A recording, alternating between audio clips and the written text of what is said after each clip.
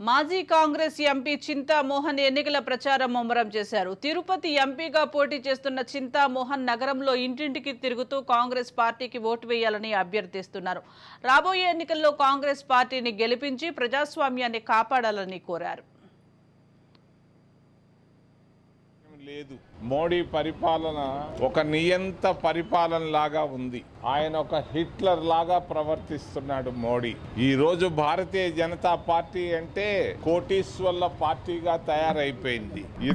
ఇద్దరు కనిపిస్తున్నారు భారతీయ జనతా పార్టీలో, అమిత్ షా, మోడీ. వీరిద్దరు చరిత్రలో చాలా ఘోరంగా ఉన్నాయి. లాల్ కృష్ణ అద్వానీ చెప్పాడు వీళ్ళని గురించి 10 సంవత్సరాల నాడు, ప్రజాస్వామ్యం కూలిపోతుంది మోడీ పరిపాలనలో అని చెప్పి ఈనాడులోనే 1.5 పేజీల ఇంటర్వ్యూ ఇచ్చున్నాడు అద్వానీ గారు. ఆయన అందరూ మర్చిపోయి ఉండొచ్చు కానీ మేము మర్చిపోలేదు. ఈరోజు ఆయన ఎవరికి సహాయం చేస్తున్నాడు మోడీ? భారతీయ జనతా పార్టీ కొంతమంది కార్పొరేట్ కంపెనీలకే సహాయం చేస్తూ ప్రజాస్వామ్యం అనేదాన్ని కనబడకుండా కూనీ చేసేసినటువంటి మోడీ మళ్ళా ఇంకొక 5 సంవత్సరాలు రావాలని అడుగుతున్నాడు.